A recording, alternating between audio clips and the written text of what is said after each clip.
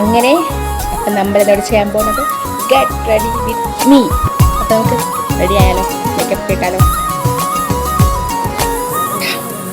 വെയിലൊക്കെ അല്ലേ, ഒരു സൺക്രീം ഇട്ട് കൊടുക്കും. ഞാൻ കനവിൽ കണ്ടൊരു കൺമണിയാ 3 ഫിംഗർ റോൾ ഇട്ട് കൊടുക്കാം.